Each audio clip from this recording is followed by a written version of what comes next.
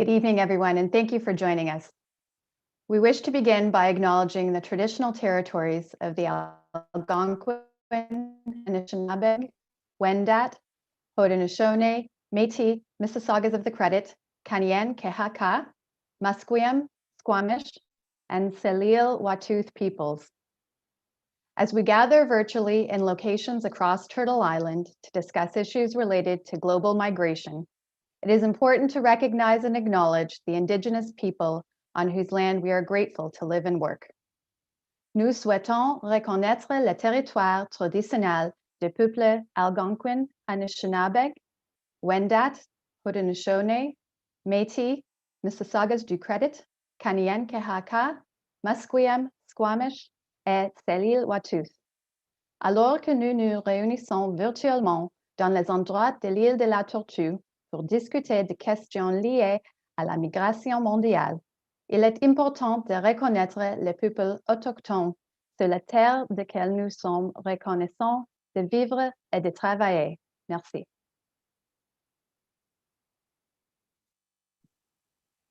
Thank you very much, Judy. Good evening, everybody, and welcome to the award ceremony and virtual cocktail event for the inaugural Immigration, Refugee, and Citizenship Law Moot. Thank you for your patience. We had a little bit of a technical glitch in the last couple of minutes, which you all noticed. We did it on purpose. Things had been going very smoothly, and we just wanted to make sure to give you a little bit of sense of urgency and maybe a little fear before starting this evening's program. So thank you for playing along. My name is Manuel Mendelson, and I am counsel at the Immigration and Refugee Board of Canada, and I'm chair of the Organizing Committee of the Moot, and I'm your English language MC for this evening's program of fun. With me is Shakiba Azimi, my co-MC, who I will allow to introduce herself.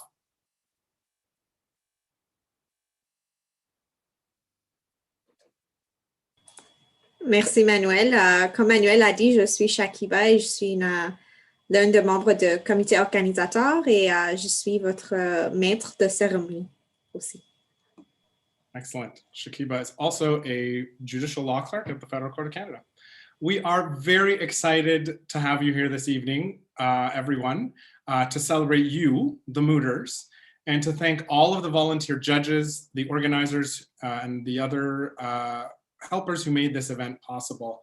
The skill, the preparation, the zeal displayed by the Mooters today in the various rounds that I had the pleasure of watching yesterday in the preliminaries and today in the final was really, truly impressive. Each one of you should be immensely proud of your achievements over the past few days and over the incredible amount of work that I know that you've all done over the last few months. So I just want to take a couple of minutes before we get started off to thank some people for helping to make this day possible. So we want to thank the team of volunteers essentially who made the event possible. So the members of the lead committee, obviously Justice Diner, who is the brainchild from the federal court behind this moot, Judy Michaely and Matthew Siddle and Matthew Chan from the Department of Justice, Anthony Navanilan from the Refugee Law Office, my colleague John Hutchings from the Immigration and Refugee Board, Lena Anani and Pravanda Sapra, who are both immigration and refugee lawyers in private practice, Shakiba, who you met, KCB, who are judicial law clerks from the federal court, Andrea Climo from the Courts Administration Service, and I think the heart and soul of the lead committee for this moot was Zoe Sebastian from the University of Toronto's Faculty of Law, who along with Justice Diner came up with the idea behind this event. And they have worked, Zoe has worked perhaps harder than anybody on this event, putting in late nights, early mornings, and every ounce of her being in between to make tonight, today, and these last 2 days a success. And who is currently still working hard behind the scenes of this webinar as we speak, making it look like the Golden Globes. So thank you so much for everything that you've done, Zoe, and you should be very proud of all of the success that we're seeing here tonight. I'd also want to recognize the other lawyers and volunteers who served on our Content and Logistics Committee, headed up by Argavan Germani and Cheryl Robinson and Rachel Yarowski, and the federal court clerks, the DOJ and IRB lawyers, and the U of T Law and Massey College students who provided us with incredible, free, very fast translation service. Most notably, Elizabeth Paradis from the federal court, who was translating so many of my emails and communications to all of you so quickly that she was translating things before I had even written or thought of them. So also a huge thank you to the esteemed justices of the federal court and the very skilled lawyers who stayed up late marking factums, reading case law, and attending on these virtual hearings to give our mooters an authentic courtroom experience yesterday and today. We're so fortunate to have such a varied experienced bar to choose from in immigration. And we were so happy to see how many of you volunteered your valuable time to really make this a great event for our mooters.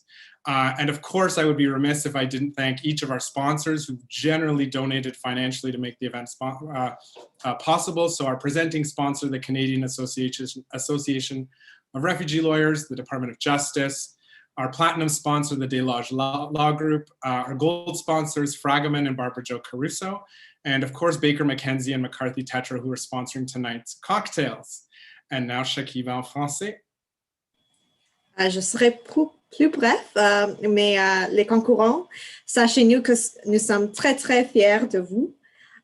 Et aussi, nous aimerions remercier tous ceux et celles qui nous ont permis d'organiser ce concours, sans qui rien de tout cela n'aurait été possible, y compris les juges, les entraîneurs, les étudiants et concurrents, les volontaires, les traducteurs et les membres du comité que Manuel a déjà nommés. Il faut aussi remercier nos commanditaires, le ministère de la Justice, Delage Law Group, Fragaman, Maître Caruso, Baker McKenzie et McCarthy Tetra, et notre commanditaire principal, l'Association canadienne des avocats et avocates en droit des réfugiés. Le concours a été rendu possible grâce à leur contribution financière. Merci. Thank you, Shakiba. So to begin this evening's program, I have the pleasure of introducing the Honorable Mr. Justice Paul Crampton, who's the Chief Justice of the Federal Court, who's going to be saying a few words to all of us. Justice Crampton was appointed to the Federal Court in 2009, became Chief Justice in 2011. Prior to his appointment, Justice Crampton served on the Executive Committee of the Canadian Judicial Council, Head of Outreach in the Competition Division of the OECD, was a partner in the Competition and Foreign Investment Law Group at Osler, Hoskin and Harcourt LLP and Davies, and held various positions within the Competition Bureau of Canada, author of leading texts on mergers and acquisitions, and he's been included in L'Expert's Guide of the 100 Most Creative Lawyers in Canada and was awarded a Queen's Jubilee Medal in 2002. We're so honored that Chief Justice Crampton has made time out of his busy day to be with us this evening. And Shakiba en français, s'il vous plaît. Merci. Avant de passer à la remise des prix, j'aimerais maintenant inviter Monsieur le juge en chef Crampton à dire quelques mots de bienvenue pour commencer notre cérémonie. Monsieur le juge en chef Crampton a été nommé à la Cour fédérale en 2009 et il a été alors nommé juge en chef en 2011. Avant sa nomination à la Cour fédérale, entre autres, il a été membre du comité exécutif du Conseil canadien de la magistrature. Il a été associé au sein du cabinet Osler, Hoskin et Harcourt à Toronto en tant que membre de leur groupe de pratique du droit de la concurrence et des investissements étrangers. Je m'excuse. Il est également auteur de Mergers and the Competition Act, ouvrage important sur les dispositions de la loi sur la concurrence portant sur les fusions et de nombreux articles publiés dans des journaux nationaux et internationaux. Juge-en-chef Crampton a ajouté au répertoire l'expert comme l'un des 100 juristes les plus créatifs du Canada et il a reçu la médaille du jubilé d'or de la Reine. Sans plus tarder, je vous donne la parole à le juge-en-chef Crampton. Merci. Well, good evening, everyone, and thank you for those kind words of introduction. I see I'm going to have to make a real point of sending the abbreviated bio out to everyone before these types of things. I think you got them obviously from the website. Just one little small precision. I was on the executive of the Canadian Judicial Council after being appointed Chief Justice. Anyhow, bonsoir à tous. Good evening, everybody. Tout d'abord, j'aimerais féliciter tous les participants pour avoir performé à un niveau impressionnant au cours de ce tout premier tribunal d'école en droit d'immigration. I'd like to thank everyone, all of the moot participants, for having performed at a very impressive level over the course of this very first immigration moot. I had planned on thanking others who were involved, but that's just been done twice, and it was done yesterday as well by Justice Steiner. So I'll skip that, but I will pause and note that this was, as Emmanuel alluded to, Justice Steiner's brainchild with Zoe, and they were the driving forces. And congratulations to them. As the saying goes, build it and they will come. Well, I'll just say that the great turnout vindicated that confident vision in spades. I think it's safe to say that this inaugural moot was an unequivocal success. I understand that even more law schools may be lined up for next year. So as another saying goes, we're off to the races. People have been sharing effusive feedback with me for the last couple of days about how things have been going. Although we obviously would have preferred to have done the moot in person, that wasn't possible due to COVID.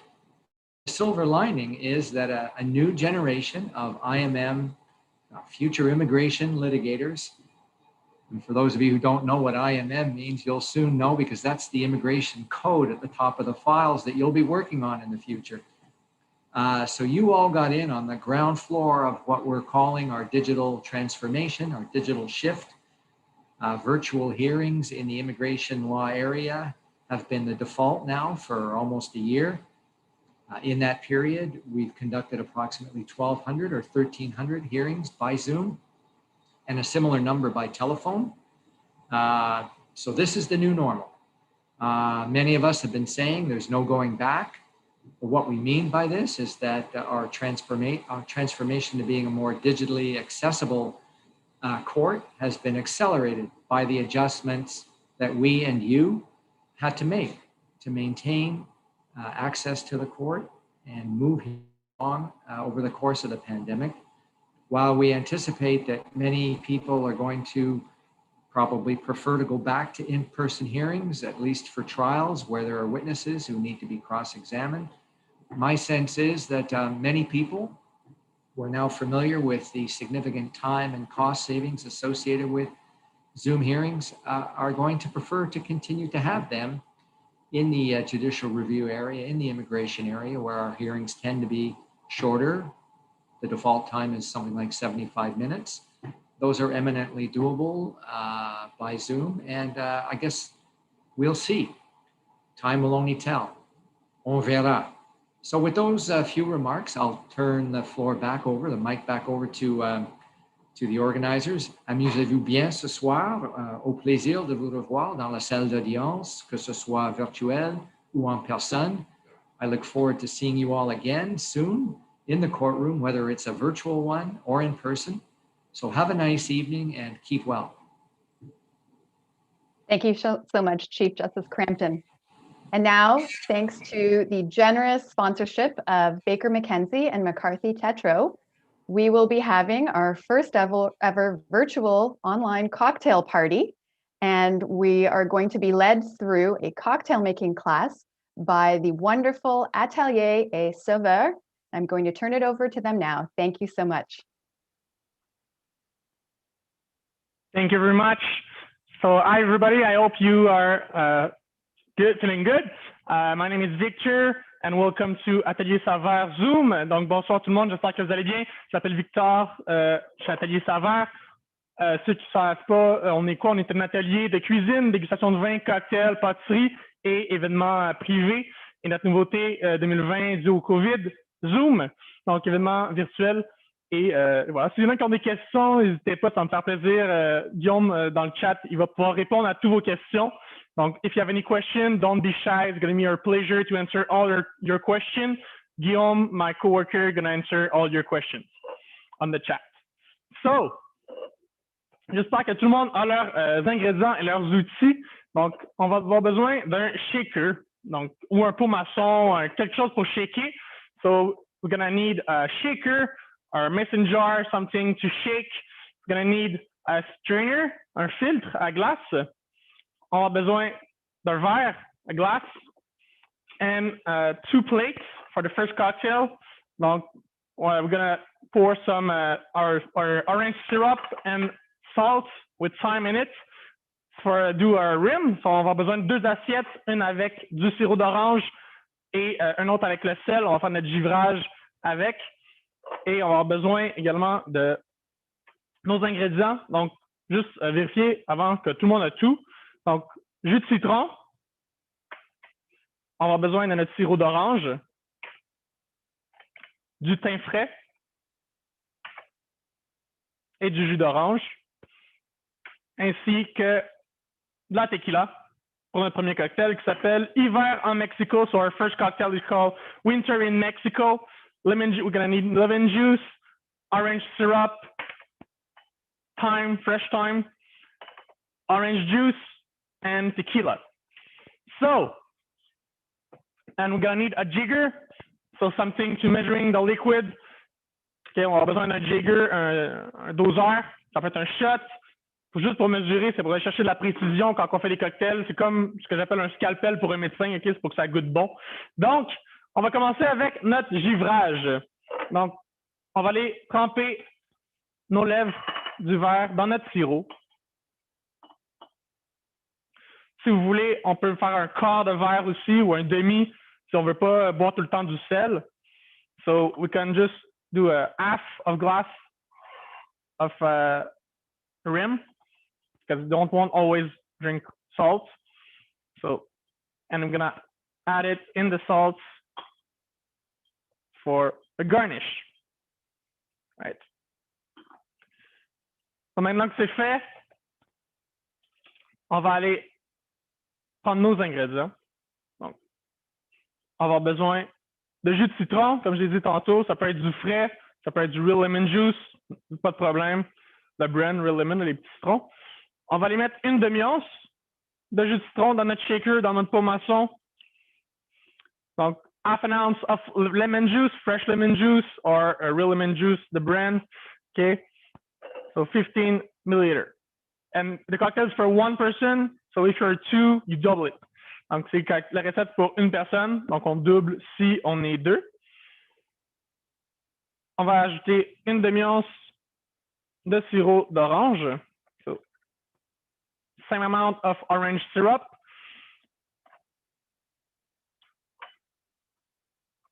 So, c'est notre sour. On pourrait utiliser de la lime. Là, c'est du citron, ça pourrait être de la lime, de l'orange sanguine, du pamplemousse. Tout ce qui est sour, ça fonctionne. Du jus de yuzu. S'il y en a qui ne savent pas c'est quoi du yuzu, c'est un citron japonais plus floral, plus délicat qu'un citron régulier. Ça se marie bien avec la tequila, le gin, le saké, si vous voulez faire des cocktails avec du saké. Ça se marie très bien. Mais si on a un agrume frais, on filtre notre jus pour pas que les pulpes restent à l'intérieur, sinon ça va créer de l'amertume qu'on ne veut pas. Ça se conserve une semaine, OK? Donc, quand ça pétille, c'est le temps de le jeter. On n'a pas inventé le San Pellegrino. On va aller rajouter une branche de thym. Donc, on va juste la plier et déposer dans notre shaker. On ne l'égrène pas, sinon ça va se ramasser dans notre verre. On ne veut pas ça. On va venir rajouter 1 once de tequila. So, we're going to add 1 ounce of tequila.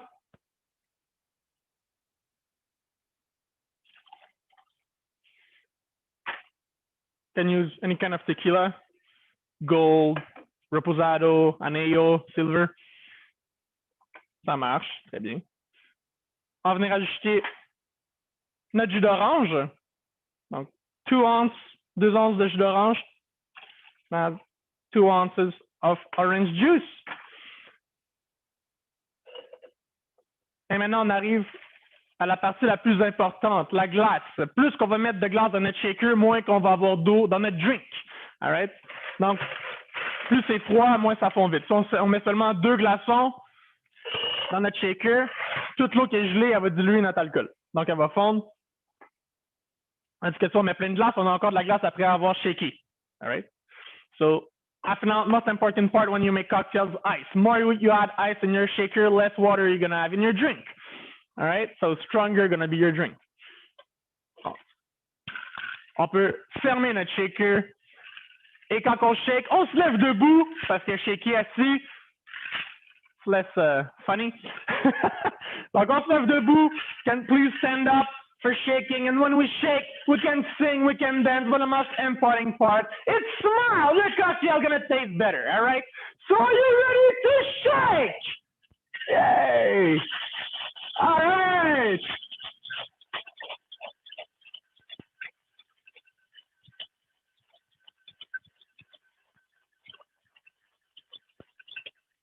All right. So a good shake, it's at least 10 seconds. Et on va venir filtrer notre cocktail dans un verre, dans notre verre qu'on a givré avant. We're gonna strain our drink in our glass with the rim of salt.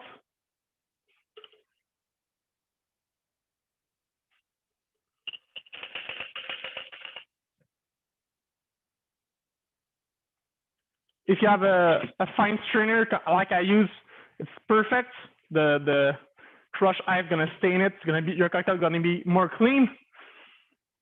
And we can add sprig of thyme for the garnish.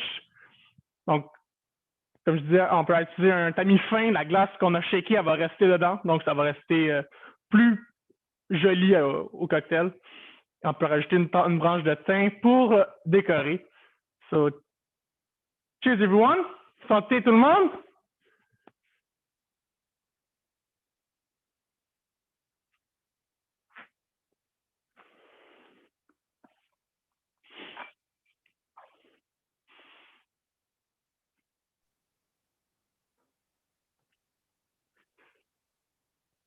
All right, thank you so much, Victor. That was delicious, and I must confess that cocktail was actually my pick, so I hope everyone enjoyed it too. I'm a big tequila fan. We will now be turning the evening over to Justice Diner.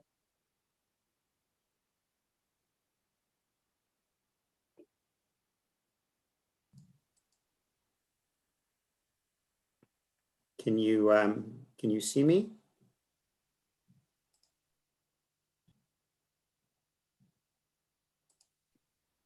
Yes. Okay. We're good? We're good to go?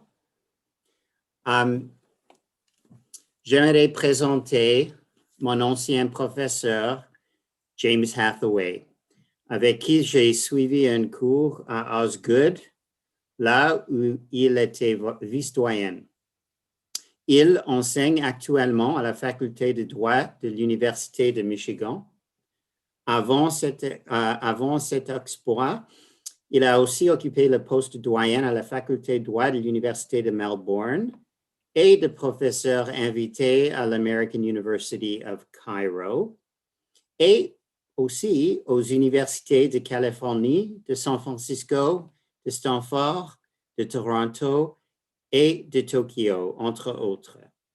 Il a écrit plusieurs textes, incluant le droit de statut de réfugié, et il est l'auteur de plus de 80 articles publiés dans des diverses revues juridiques. Et puisque notre invité est parmi les quelques grands noms universitaires qui figurent sur le site web Wikipédia, il m'incombe de vous en lire un court extrait afin de bien le présenter. So I was just saying that I'm going to, since Professor Hathaway is one of the few academics that gets featured in Wikipedia, I'm going to read you a little bit about what the Wikipedia page says about him. James Hathaway, and then it gives his date of birth, which I will not disclose, is an American-Canadian scholar of international refugee law and related aspects of human rights and public international law. His work is regularly cited by the most senior courts of the common law world and has played a pivotal role in the evolution of refugee studies scholarship.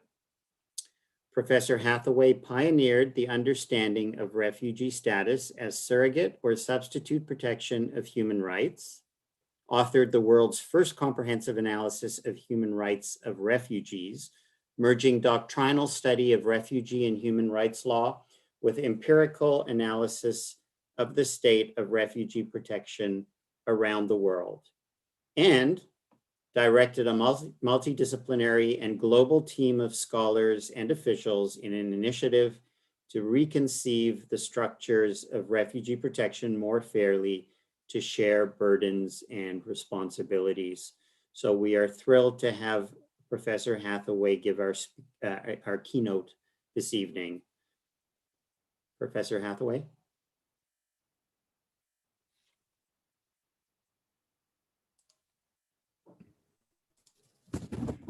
Thank you very much. I have to say, it's lovely to see Justice Diner again after a gazillion years. But if you want to feel old, imagine having your student be a distinguished judge of the Federal Court of Canada. That's really sinking in right now, Alan. Second comment, I have to say, I fought Wikipedia. I asked them to say I was a Canadian-American scholar, and they refused on the grounds of alphabetical order. But in my heart, it is always Canadian first. And last and completely trivial, if you liked that first drink, try it with mezcal instead of tequila, and you will really enjoy it. That would be my advice. So thank you for having me here tonight.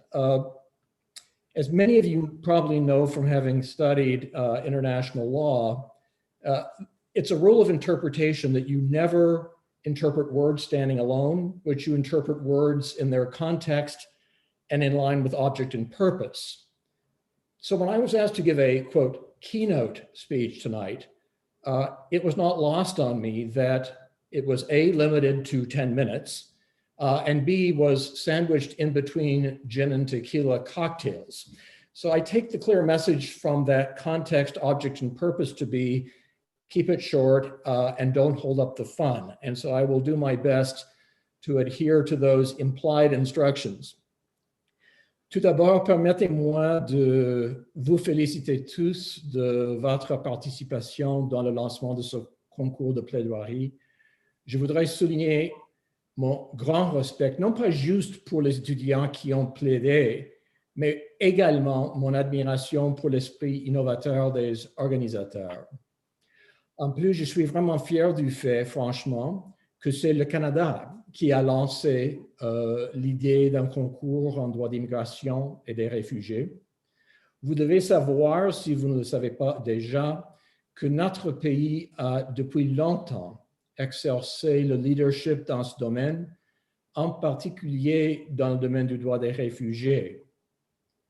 I want to tell you a little bit about that Canadian leadership in refugee law, because this is a mantle which you, by your participation in this moot, are now inheriting, and you become the trustees of taking forward what old people like me have wanted to create for years.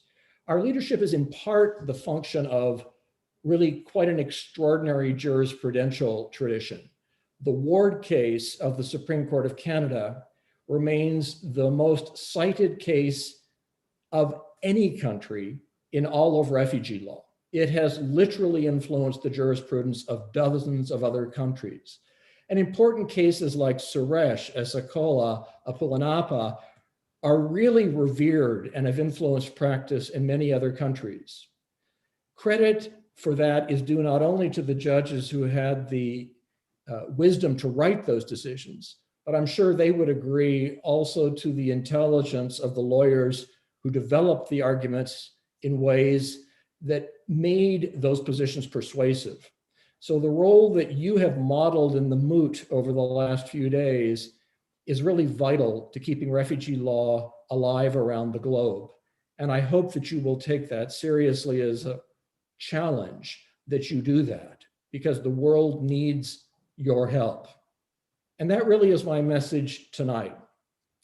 The simple fact, and if you remember nothing else from tonight, well, other than the fact that mezcal is better than tequila, but if you remember nothing else from tonight, it really is the fact that refugee law, the area in which you have become involved through this moot, provides a direct and enforceable human rights remedy to more people around the world every year than all of the other international human rights systems put together.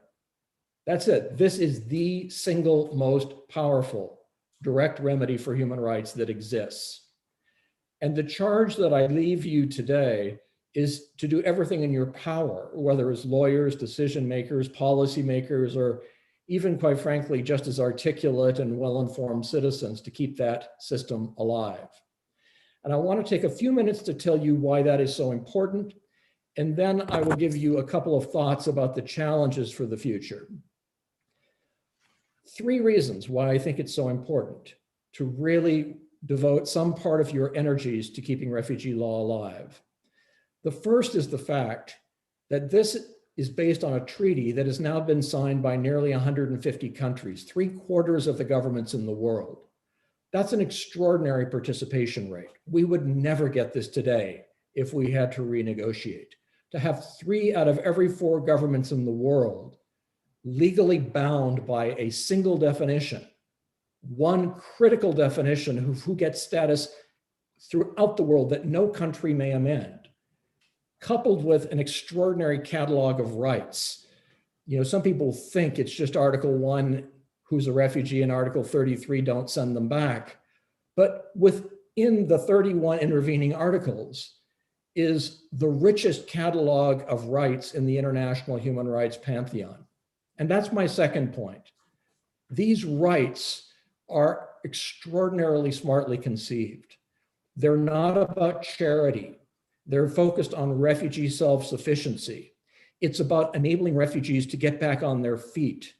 So rights, for example, to self-employment as quickly as a refugee touches the turf of a country and makes his or her claim.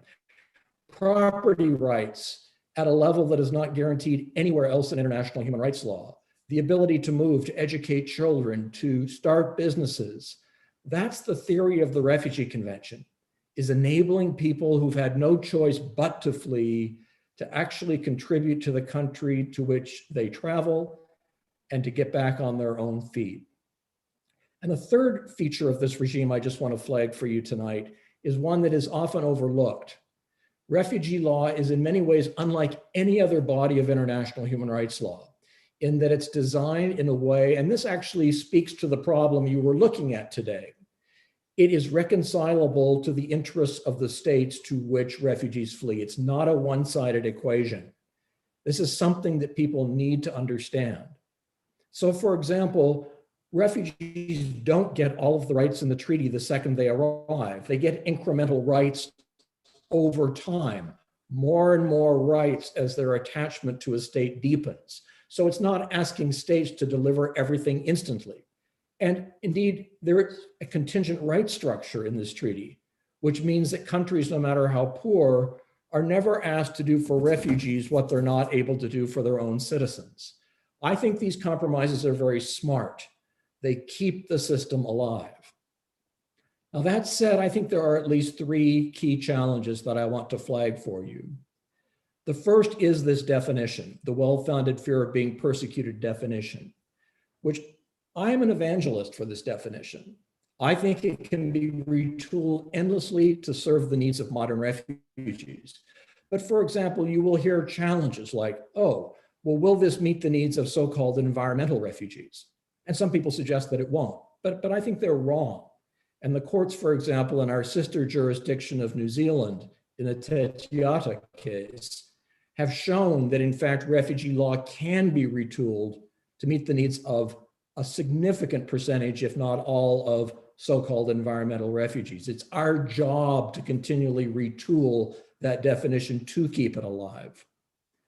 A second challenge is that the Refugee Treaty is today the only major UN human rights treaty that has no international supervisory body, no entity that can actually say what the correct interpretation of the definition or the rights are.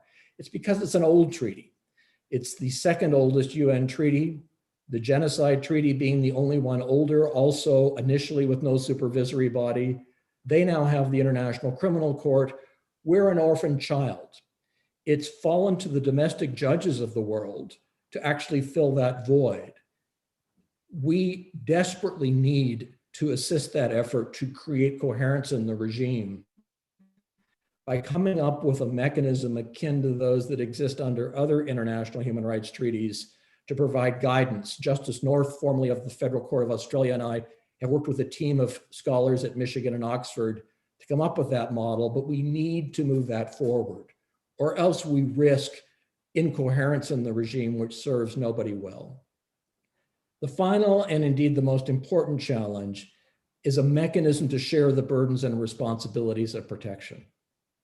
Right now, a refugee is the sole responsibility of whatever country she arrives at. Literally, accidents of geography determine the allocation of burdens and responsibilities. We now have 13 million refugees, 2/3 of the refugees in the world, who've been waiting on average 20 years for a solution with none in sight. Less than 1% of those refugees get resettled every year. This is not a workable system.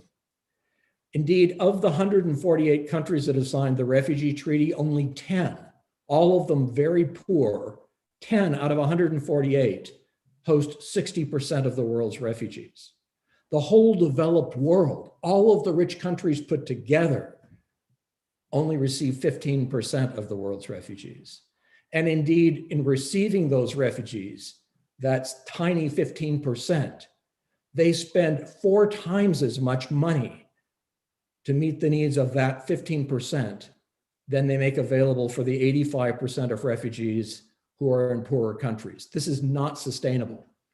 And if there's one charge I beg you to engage, it's to think hard about how to make this a truly global regime in which we all cooperate based on our capacities rather than seeking to divert responsibilities to others.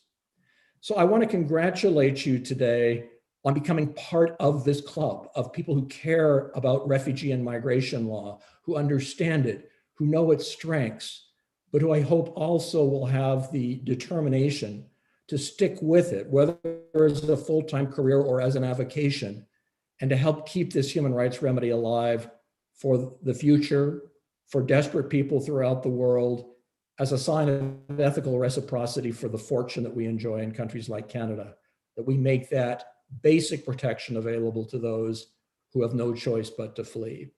So congratulations, and thank you so much for caring to be a part of that critical refugee law club. Thank you so much, Professor Hathaway. We really appreciate you joining us this evening. And I don't think I ever would have imagined that it's possible to make a statutory interpretation joke about cocktails. So that was wonderful as well. Thank you. And now we'd like to turn it over to Victor and Atelier Sever one more time for our second cocktail. And Professor Hathaway, you'll be happy to know that there's no tequila this time. We're moving on to gin. So Victor, over to you. Thank you. So thank you, Professor Hathaway, for including the mezcal in it. I love your style.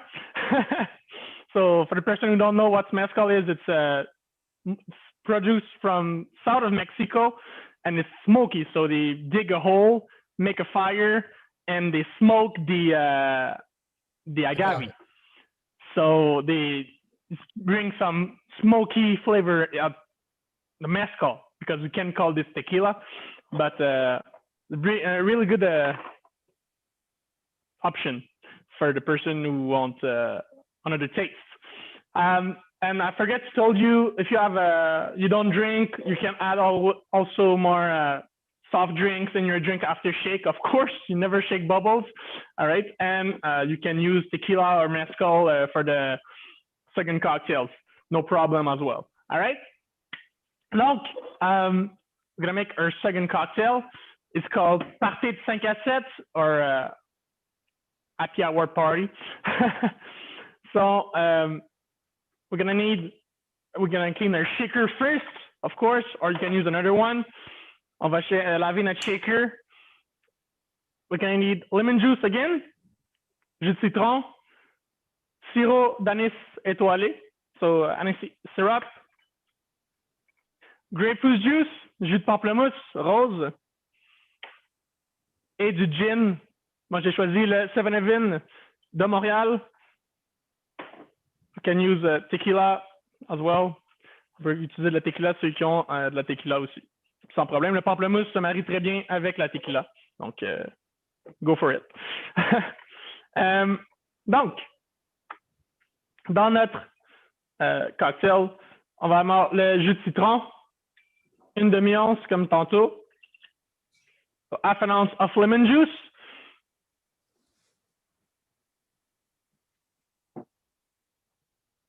we're gonna add half an ounce of aniseed syrup. Donc, le sirop simple, simple syrup, on peut le garder 1 mois et demi à 2 mois dans le frigo. Okay? Quand c'est fait maison, c'est toujours, on attend que ce soit froid avant de le mettre au frigo, mais on peut garder 2 mois. So we can keep a simple syrup for 2 months in the fridge if it's homemade, and you wait until it's cold before put it in your fridge because it's gonna sour. Donc, notre gin, donc on fait un cocktail, on suit la règle des 3 S, sweet, sour and strong. Notre sour, c'est le jus de citron, le sweet, c'est le sirop d'anis étoilé, et notre strong, notre gin ou notre alcool qu'on veut. Donc, 1 once de gin.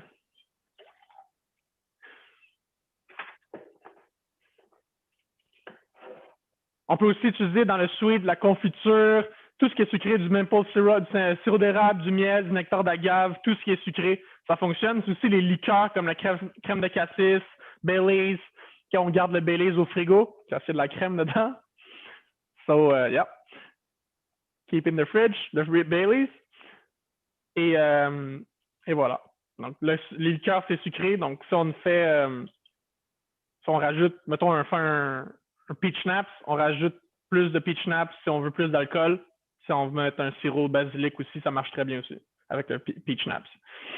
On va aller me rajouter 2 onces de jus de pamplemousse rose, so 2 ounces of grapefruit juice.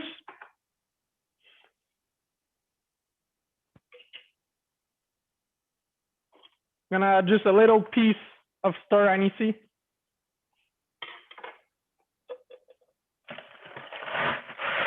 I'm gonna add the ice. On va rajouter de la glace. Donc la glace, toujours mieux de l'acheter, de la faire nous-mêmes. Okay? La glace qu'on achète, c'est des glaçons vides, ça fond plus vite. Okay? Donc, it's always better to make your own ice cubes. Melt faster if you buy it at the grocery. All right, so made your own ice cubes. If you love gin tonic, I suggest you to froze your your tonic and make ice cubes of them.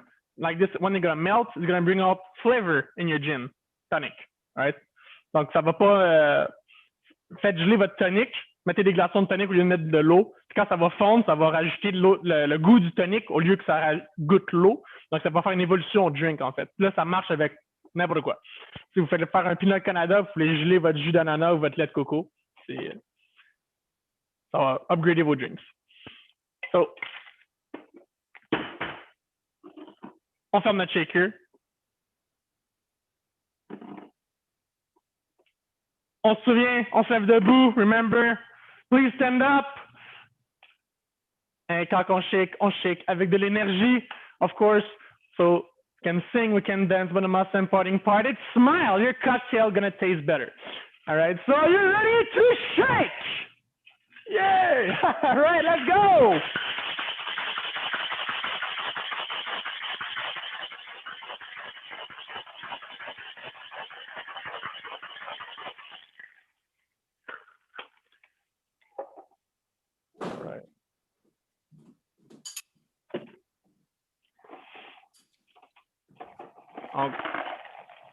We're gonna strain our drinks.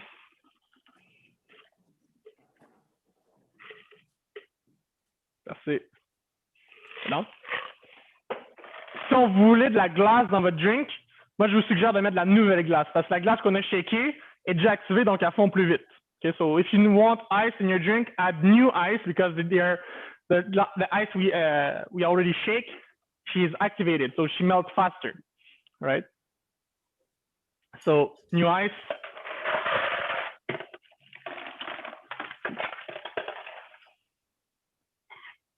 On va aller prendre un zeste d'orange. Gonna add orange zest, just can add on the top of your drinks. And a star on the top of the garnish. Thank you. Donc, le sweet, le sour, c'est comme du sel et c'est du poivre, c'est nos assaisonnements, right? So salt and sweet and sour is like salt and pepper, so it's seasoning. It's always better to put less than too much. It's easier to fix after shake, after taste. So if it's too sweet, you add sour or strong. And same thing, if it's too sour, you add sweet, and you balance like this, right? So always measuring your liquid before shake. All right, so cheers, everyone.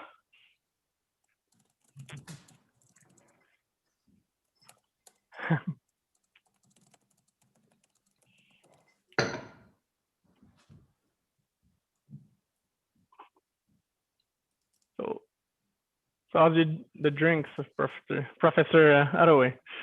Taste good? Is there? Yes. Perfect. Thank you. Thank you so much, Victor. That was amazing.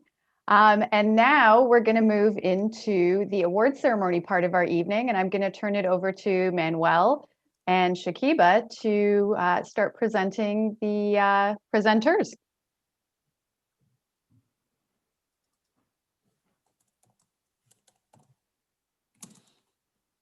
We have to lower the curtain to let some stuff happen behind the scenes as if this were a show.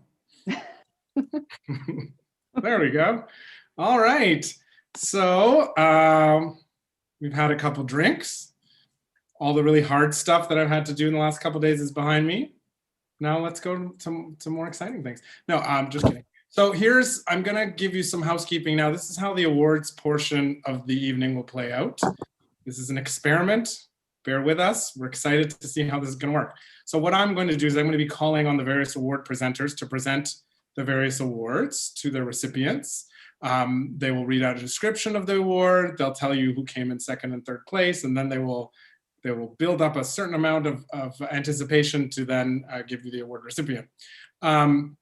Once we do that, our incredible Zoom producer, Abra, who's working behind the scenes, will promote our award recipients up onto the screen. We will take 2 photos, which Shakiba will walk you through, and then you can go back to your drink. So it's just like the Golden Globes, but without the speeches. We are super, I like that Judy will laugh at my jokes and keep her microphone on, because maybe it's Shakiba, I don't know. It's hard to do this without any sort of audience reaction. Anyway. You're doing great, Manuel. Thanks, Judy.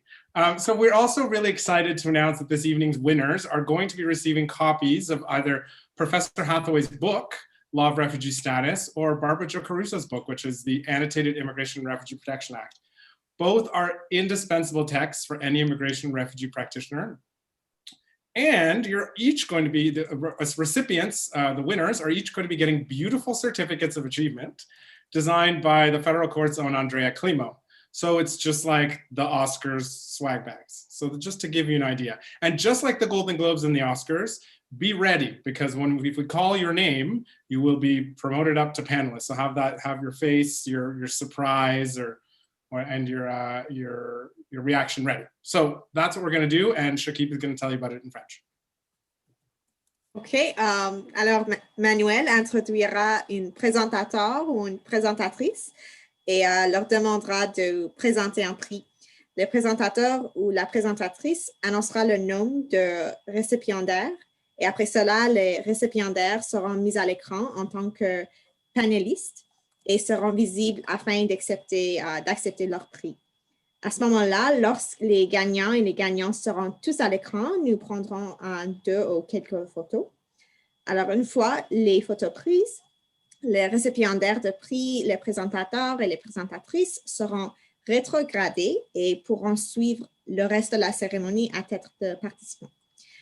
Enfin, nous sommes très heureux d'annoncer qu'en plus de certificats qui sont aussi précieux que des Oscars, les gagnants et les gagnantes recevront un prix littéraire, soit le livre du professeur Hathaway, The Law of Refugee Status, ou la version annotée de la LPR de Maître Barbara Jo Caruso. Ces deux ouvrages sont absolument indispensables pour des avocats ou des avocates dans le domaine du droit de l'immigration. Alors, on peut commencer. Merci. Excellent. So let me just consult the very detailed chart that Zoe has provided for me here. All right, so first award of the evening is the Top Factums Award, and I will call on Professor Hathaway to explain the award and to announce the recipients.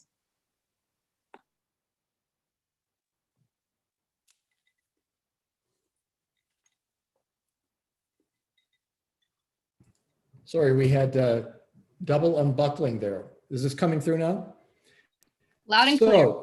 So, a couple of points to start. I do want to say, if you're unfortunate enough to get my book, my mother said it was the best doorstop she ever owned, but hopefully you'll be kinder. And I also want to say more seriously about, I'm pleased to be giving the award for the Factum. When I articled at what was then Fasken and Calvin, the first lesson I was taught was that as an appellate advocate, 90% of your work is in the written document. The fun part is the courtroom, but the hard slog and what is most critical to winning is getting that factum just right. So I'm pleased to play a small role in honoring those who've done such a great job on their factum for this competition.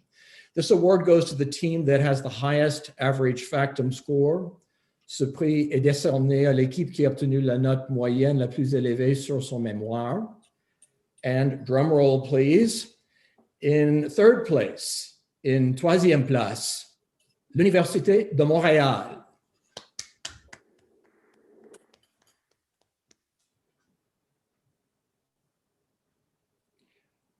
In second place, en deuxième place, Queen's University. Congratulations.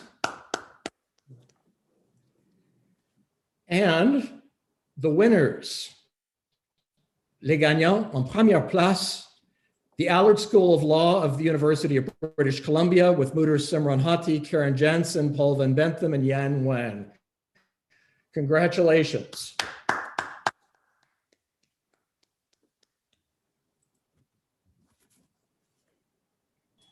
So we're going to take the photos now. If we can ask the UBC Mooters to please come onto the screen.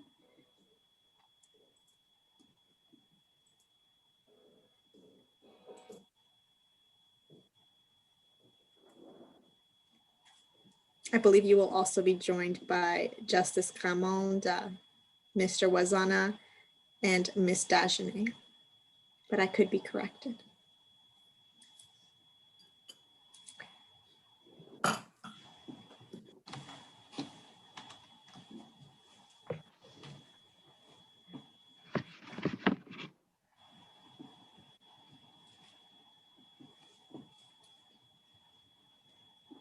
I don't see a Paul on my screen. Is Paul there?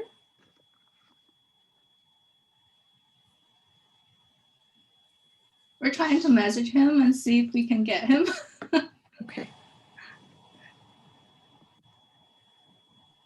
But if not, we can always move forward.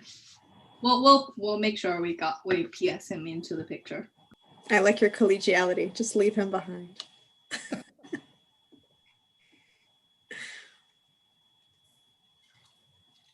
And yes, we can always Photoshop him in too. So one of the only benefits of Zoom. So I'm not sure if you're ready. We can take a picture, and then if he comes later, perhaps we can revisit and take that photo at that time.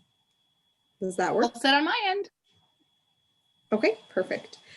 So if you are all ready, I'm going to take myself off video, and I will just count down to 3, and I'll have someone take pictures from our end. So if you're ready, 1, 2, 3, say cheese.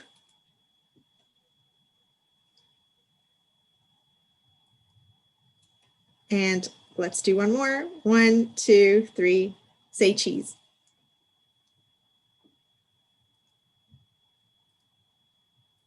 All right, I think we got that one, so perfect.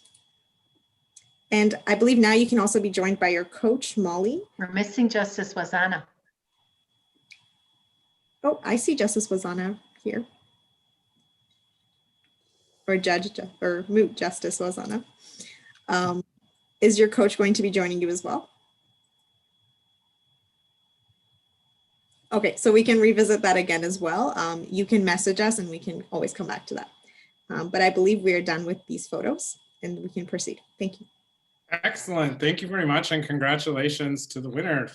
The next award is going to be presented by Justice Diner, and it's the award for Top Oralist, Mooter. Justice Diner. All right.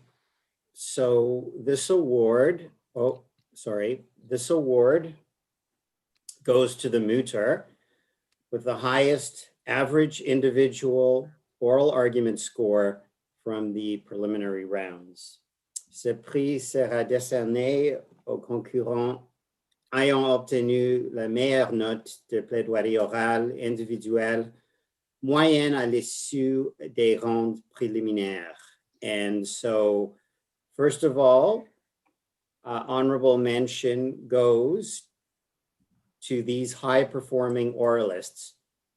And that was just some background music to celebrate you.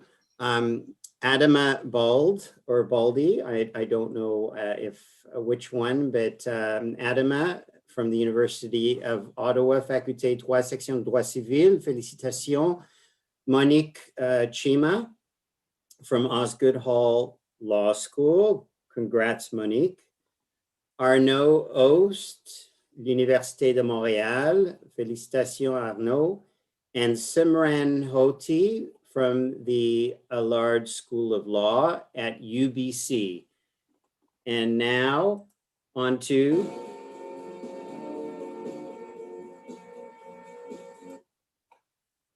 my preparation for the music was not very long in the making, so I apologize.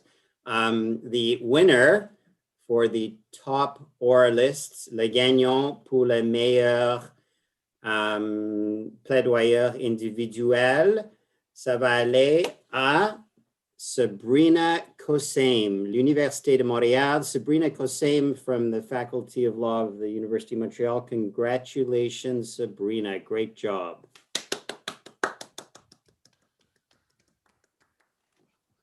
And some music for you, Sabrina. Let's see what comes on. Maybe it's a better song. Not really. You can tell what decade I'm from. All right. So Sabrina, you get now a picture with all the very handsome people, and that would I guess that excludes me, or do I stay on the screen? Justice Diner, if you could stay on, that would be great. That would exclude me. So si vous êtes prête, on va prendre en photo avec Sabrina et tu les juges. Et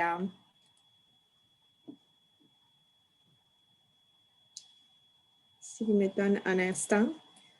Sabrina, look into your webcam. OK. Est-ce que vous êtes prête? OK. 1, 2, 3, dites cheese. Cheese.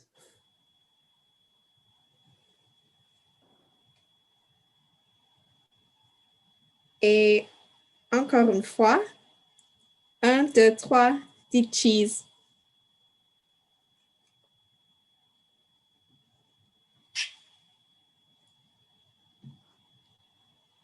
OK, merci.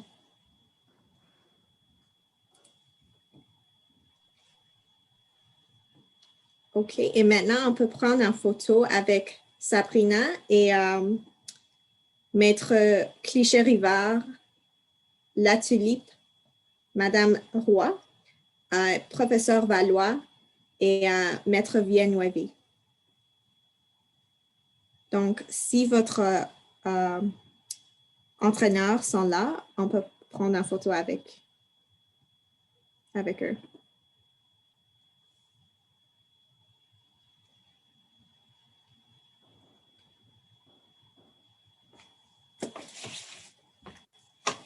OK, est-ce que vous êtes tous là? OK. Merci. Alors, encore une fois. 1, 2, 3, dites cheese.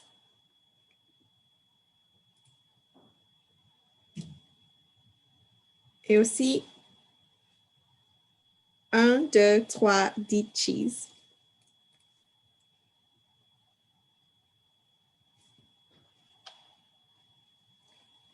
Ok, je vais juste confirmer que... Ok, oui, c'est bon. Merci. Excellent. Thank you very much. Congratulations, Sabrina. Felicitations, Sabrina. I will now call on Richard Wazana to present the next award for Top Oralist Team. Bonsoir tout le monde. Good evening. I have the honor of presenting the award for the Top Oralist Team. J'ai l'honneur de présenter le prix pour la meilleure équipe en plaidoirie. The winner of the Top Oralist Team Award is the team with the highest average team oral argument score from the preliminary rounds. Donc, le prix du meilleur plaidoyer en équipe sera décerné à l'équipe ayant obtenu la meilleure note de plaidoirie orale en équipe moyenne à l'issue des rondes préliminaires. Alors, d'abord, la troisième place, the third place goes to Osgoode Hall Law School. Congratulations, félicitations.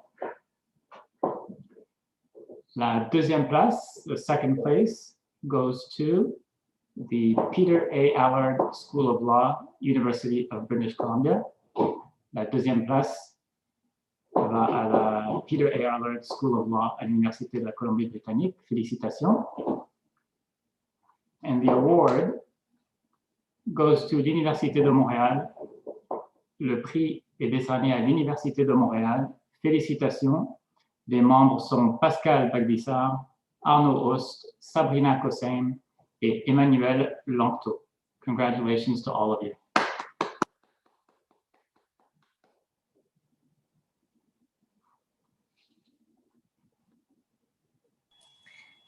Okay. On peut prendre une photo de l'équipe de U2M. Donc, c'est Pascal, Arnaud, Sabrina et Emmanuel.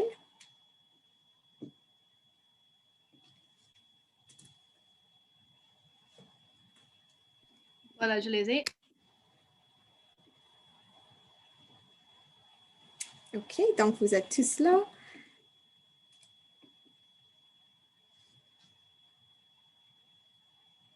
OK, 1, 2, 3, dites cheese. Et encore une fois, 1, 2, 3, dites cheese. Merci beaucoup. On peut prendre une autre photo maintenant avec aussi votre entraîneur. Je pense que c'est professeur Valois.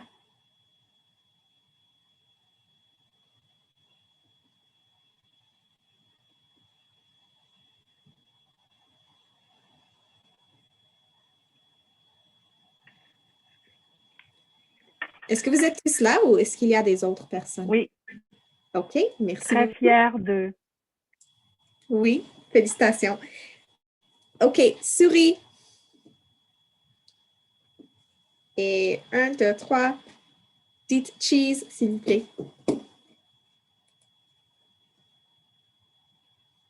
Je vais juste confirmer que ma collègue a pris des photos.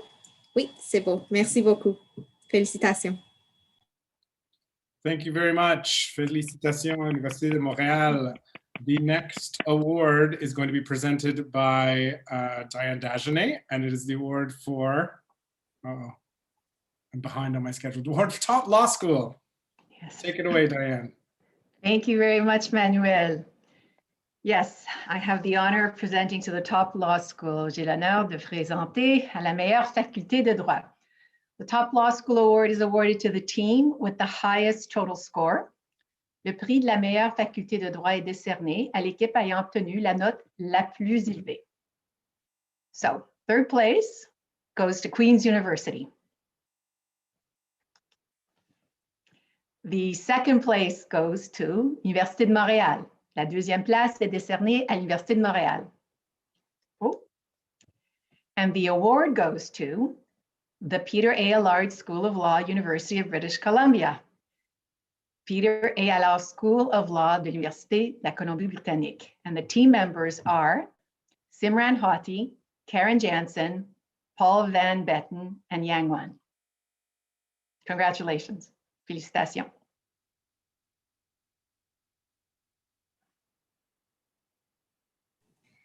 Okay, so same as before, we'll be taking a picture of the UBC Mooters, Simran, Karen, Paul, and Jan.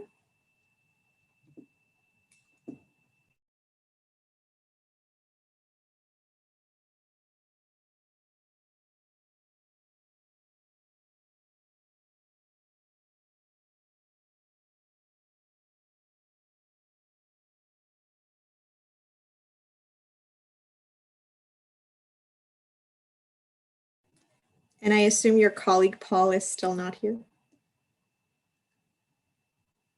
Okay, that's okay. I just wanted to double check. So once you're ready, just take the picture. 1, 2, 3, say cheese.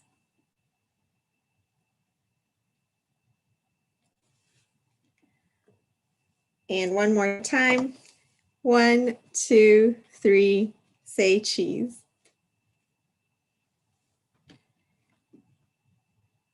Okay, thank you. And now if your coach has joined you, we can take another picture, but if not, we can always revisit later.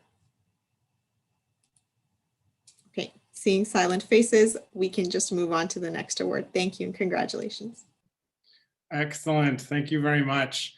So I think this is the last award. And for this, I will call on the Honorable Mr. Justice Crampton to present the award for top group.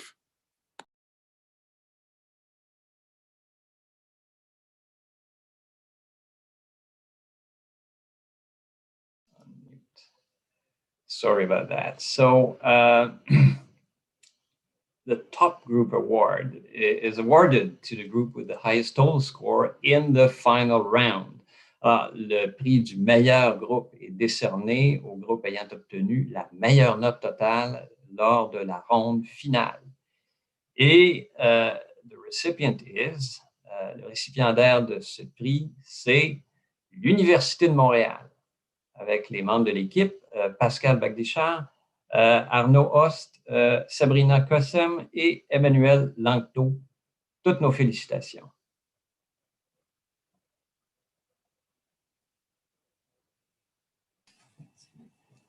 OK, je pense que vous savez qu'est-ce qu'on doit faire.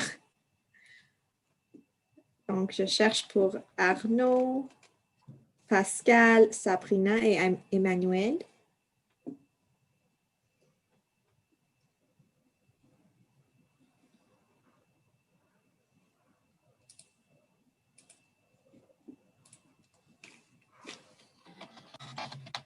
Vous allez avoir beaucoup de photos qui se ressemblent, hein? Oui, je pense qu'ils sont tous les mêmes choses. OK. Donc, si vous êtes prête, on peut prendre la photo. 1, 2, 3, dites cheese. Et encore une fois, 1, 2, 3, dites cheese. Merci. Et on peut prendre une autre photo maintenant avec votre fier entraîneur, professeur Valois.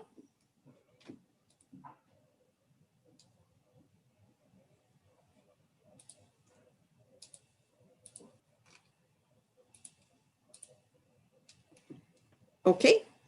1, 2, 3. Encore très fière. Oh, OK. Oui. OK. 1, 2, 3, dites cheese. Et une autre. 1, 2, 3, dites cheese. Merci beaucoup à vous tous. Excellent. Thank you very much, everybody. And thank you for all of your hard work and your dedication. And we are extremely proud of all of you. And we're so excited to have been able to provide those awards to you. Let me just check. That was the last award, right? Yes. Okay. So now, before we end and before we let you all go off to have your dinners, I've heard through various text messages that some pizzas have arrived at people's houses. So we won't keep you too much longer. But we really did want to invite our sponsors to say a couple of words of congratulations. And just before we do that, I did also want to recognize that there's so many special things about this moot, and everything we did was a little bit different than other moots. It was our first year. We worked from the ground up. We were a grassroots effort. We were entirely virtual, but we also had the pleasure of inviting the Ryerson Law School Faculty of Law to participate in a shadow moot. So they had brought 2 teams to argue before very esteemed judges and get wonderful feedback on the same problems that the competitive mooters did. So if the Ryerson mooters are here, I mean, I know we can't do the very produced turning on of your screens, but if you're here, thank you for participating. Congratulations, and we hope to have you compete next year. So that's that. I do now want to invite Maureen Silkoff, who is the president of the Canadian Association of Refugee Lawyers and our presenting sponsor, to say a few words.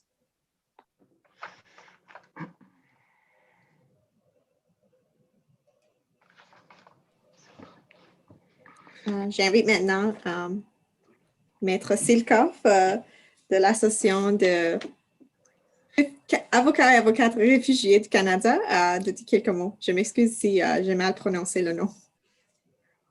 Thank you. It's such an honor for Carl to sponsor the inaugural Immigration, Refugee, and Citizenship Law Moot because it focuses on the very issues that make for our existence. So as many of you know, Carl is a national organization that promotes advocacy, education, and deals in public interest litigation for immigration and refugee rights. And so we're thrilled to see this moot start up. Importantly, it shines light on an area of law that affects people's human rights. It deals with people who have been treated unfairly or worse, have been subject to serious harm. And to all the law students who are interested in this area of law, we need you in our bar. We need your insight, we need your energy, we need your advocacy skills. So my advice is take the leap, you won't regret it. I started working at a clinic in my law school in 1983 doing immigration casework, and I haven't stopped. And I can tell you that every single day is an adventure. Some days you'll jump with joy. Other days you'll shake your head in disbelief. But one thing for sure, you will impact people's lives in a very significant way. So if anyone is interested in contacting me directly about careers in this area, please get in touch. And lastly, a huge congratulations to all the mooters in this event. Thanks.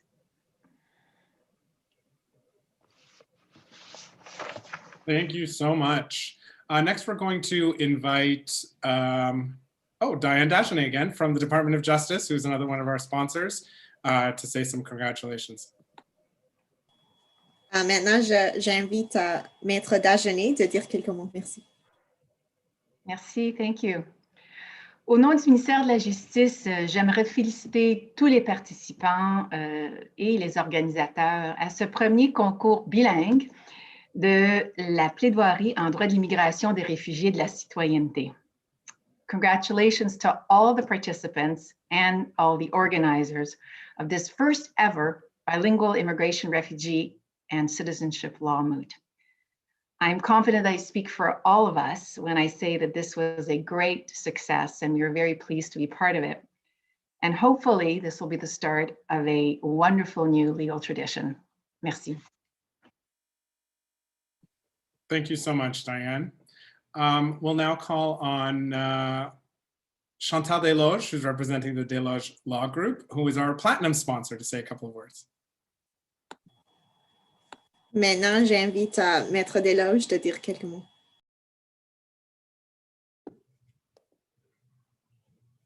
Thank you.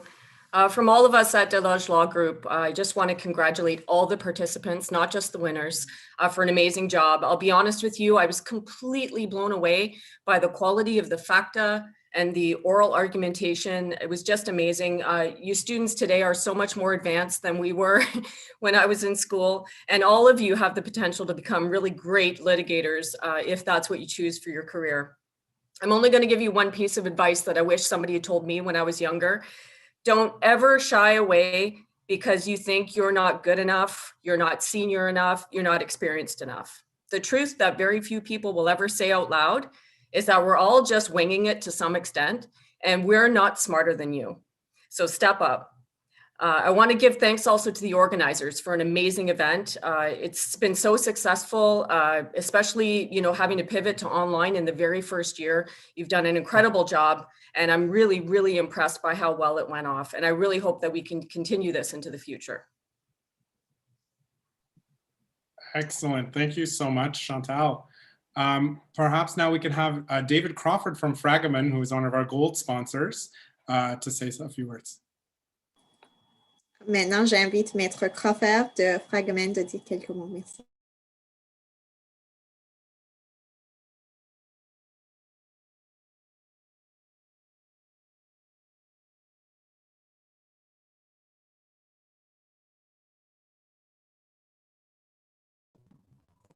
Can you hear me okay? My computer's playing up.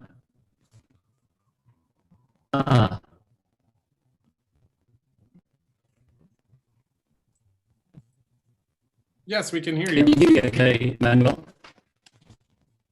Yes, go ahead. Oh, sorry about that. I had a blip in my computer. I'm sorry.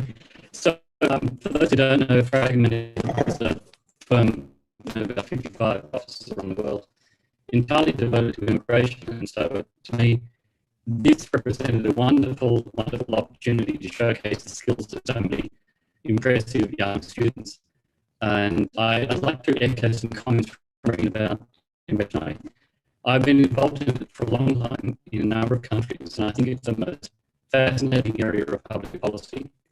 It's wonderful legal work, and you get to work with amazing people who are our clients. So please consider this as a great opportunity. And finally, I'd like to echo Chantal's comments. I think the organisation has been outstanding. The interaction with the students, with colleagues who were the judges, was wonderful, and I really Mr. Crawford, I'm just going to interrupt you there. We're having trouble hearing you, so we're going to try to fix the sound connection and get back to you. Yeah, okay, thank you. Like they do on television. Okay. All right. Move on to the next sponsor. We have Barbara Jo Caruso. Maintenant, j'invite Caruso de dire quelques mots.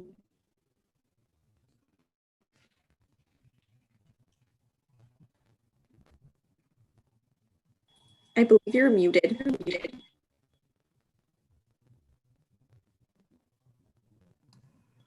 Apologies. Thank you. And thank you to the Organizing Committee for the opportunity to speak. In a week when we celebrated International Women's Day, it was wonderful to see all four oral finalists were women. And my congratulations to all of the award winners and to the participants. Corporate Immigration Law Firm is happy to have joined in to sponsor this inaugural Immigration, Refugee, Citizenship Law Moot, and look forward to many more in the years to come. I wanted to just comment on the number of hours of collaboration that each of the participants probably put in with their teammates, maybe even their housemates, their family that probably listened to their moots and they practiced, and of course their coaches.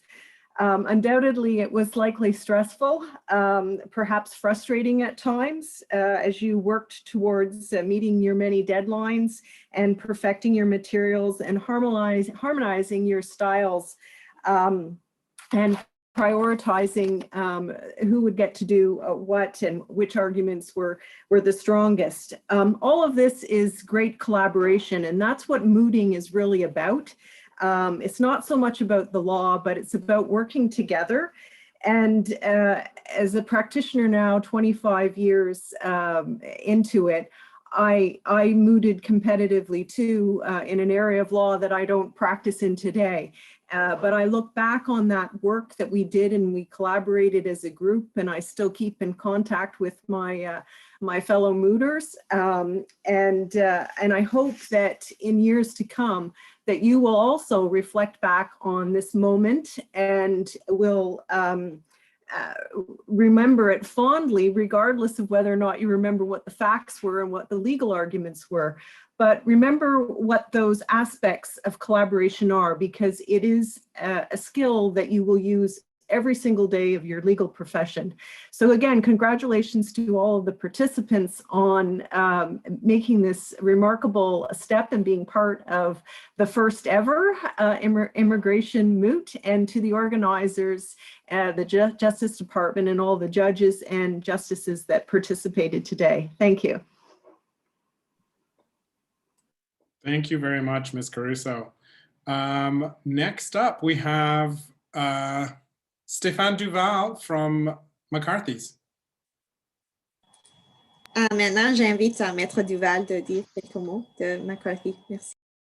Merci beaucoup. Very brief. Au nom de McCarthy Tétrault, félicitations à toutes et à tous pour la participation à ce premier concours de plaidoirie. Ça a été vraiment exceptionnel. Merci aussi à toutes les personnes qui ont participé de près ou de loin à l'organisation du concours. C'était vraiment exceptionnel. C'est une excellente première séance et on espère une première pour plusieurs années à venir. You know that when I started in immigration, it was in 1996, and I know that today some of my colleagues who are here started practicing immigration way before then. But when I started personally in 1996 in corporate immigration mainly, practicing in immigration was not really a legal practice. It was kind of a weird practice, but look where we are right now. We have created all together the first litigation moot in immigration. That's great.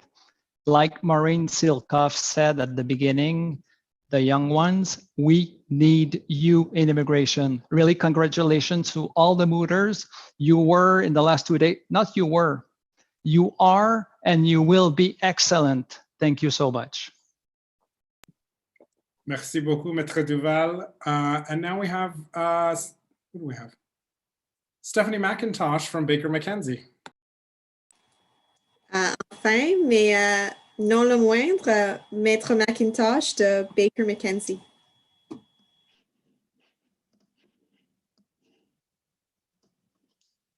Thanks. On behalf of Baker McKenzie, I just want to say congratulations to all the mooters and to the organizing committee for putting on such a fantastic event. And also a huge thank you to Justice Steiner, who is also a former partner and head of Baker McKenzie's Canadian immigration practice, for including us in this special event. Thank you so much. Wonderful. We're gonna give David Crawford one more chance. Hopefully maybe we have a better connection now. David, are you still there?